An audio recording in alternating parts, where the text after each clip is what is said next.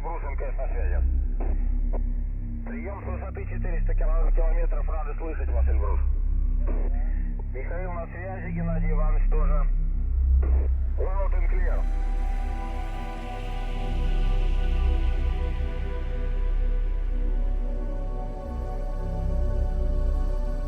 Astronomie, astrophysique, cosmologie, astroparticules.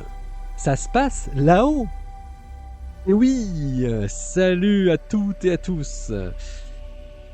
GW 190521 est la détection gravitationnelle de la fusion de deux trous noirs les plus massifs à ce jour, menant à un trou noir de 142 masses solaires.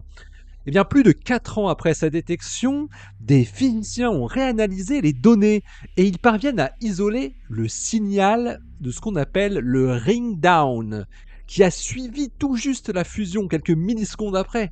C'est le signal d'onde gravitationnelle qui correspond au moment où le trou noir final reprend une forme parfaitement sphérique.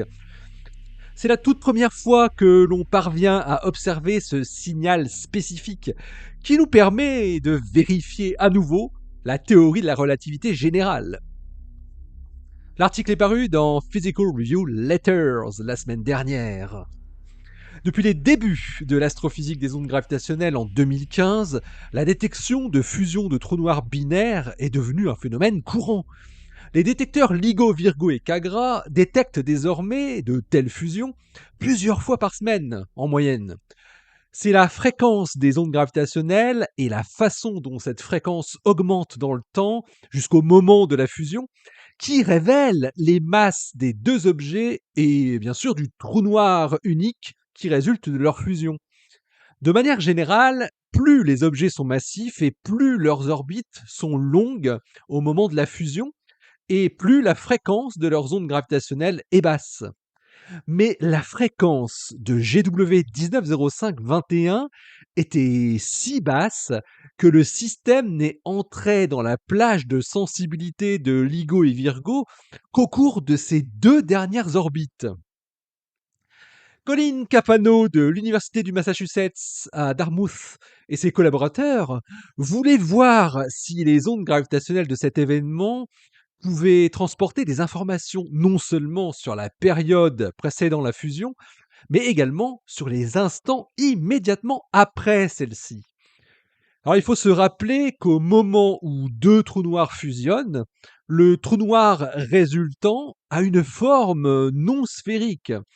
Mais les trous noirs ne sont stables que lorsqu'ils sont sphériques, ou sphéroïdaux s'ils tournent rapidement. En quelques millisecondes, les trous noirs issus d'une fusion se stabilisent dans une forme symétrique à moindre énergie. Et de la même manière qu'une cloche sonne avec des fréquences spécifiques déterminées par sa forme, eh bien le trou noir en train de se stabiliser sonne entre guillemets et émet des ondes gravitationnelles avec des fréquences déterminées par sa masse et sa rotation. La mesure des fréquences de ce ring down, comme l'appellent les spécialistes, offre ainsi une alternative à la mesure des fréquences de la coalescence lorsqu'il s'agit d'estimer les propriétés du trou noir. Les chercheurs ont donc repris les données publiques de GW 190521 et les ont réanalysées avec leur méthode et leur logiciel. En travaillant sur la base du modèle du trou noir de Kerr, ils ont alors trouvé deux modes d'oscillation quasi normaux distincts. Le mode 220, qui avait déjà été détecté dans le passé, et le mode 330, ce qui est tout nouveau. Le deuxième mode étant très faible, il n'avait pas été trouvé dans l'analyse de 2019.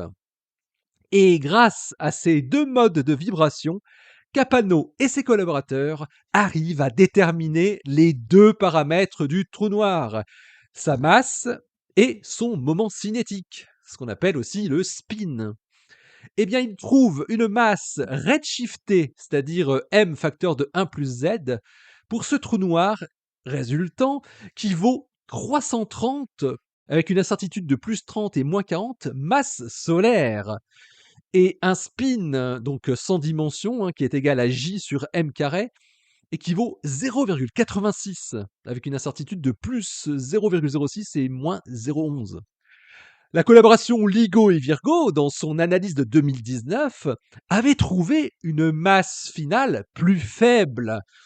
Il trouvait une masse redshiftée, donc M facteur de 1 plus Z, qui valait 259,2 masses solaires.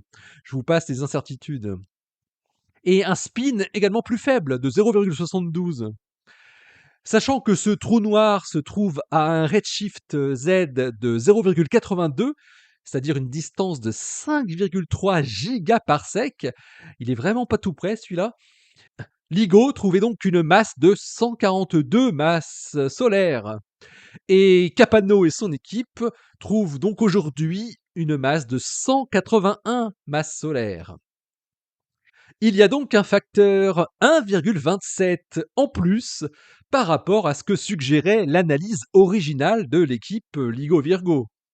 Et les trous noirs devant satisfaire au théorème qu'on appelle le no-hair théorème, le spectre de mode quasi normal du trou noir doit être fortement contraint, puisque le spectre entier doit être déterminé par seulement deux nombres, la masse et le spin.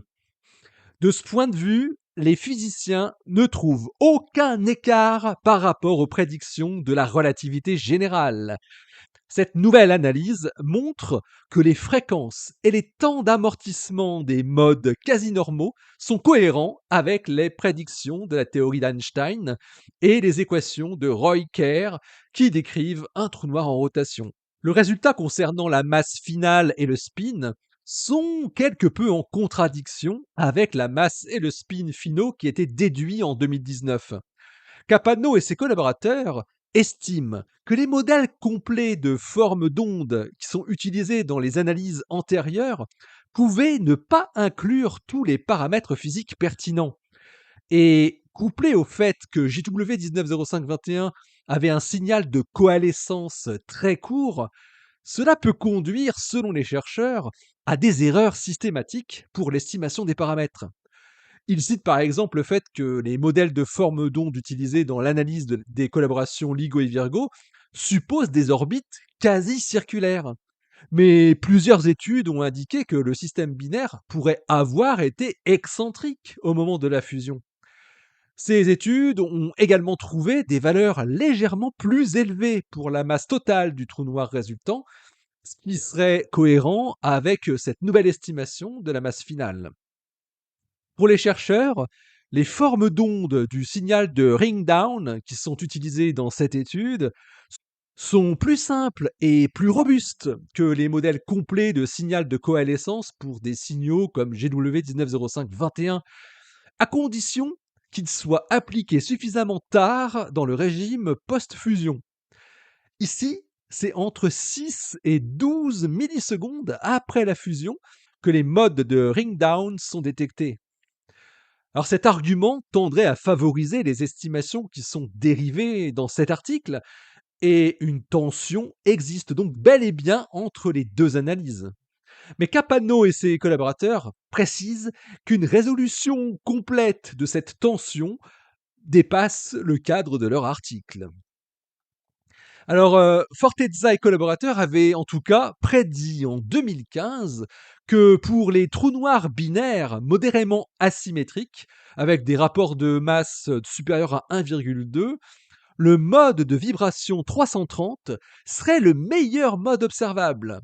Et ils ont également prédit que la fréquence du mode 330 pourrait être contrainte au niveau de 10% si le rapport signal sur bruit du Ringdown était supérieur à 8. Eh bien, les résultats de Capano et ses collaborateurs sont remarquablement cohérents avec cette prédiction. Ils obtiennent en effet un rapport signal sur bruit d'environ 12 et ils contraignent la fréquence du mode 330 à moins de 10% de la valeur attendue de la relativité générale. Les masses étonnamment élevées des deux trous noirs impliqués dans l'événement GW 1905-21 avaient incité de nombreux chercheurs à chercher, ouais, c'est leur boulot, des explications un peu dans tous les sens, avec, dans la plupart des cas, des réévaluations de la masse totale.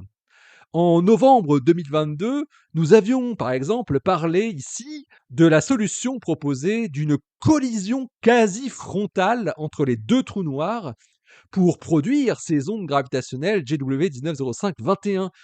Vous pouvez réécouter cet épisode, c'était le 1423.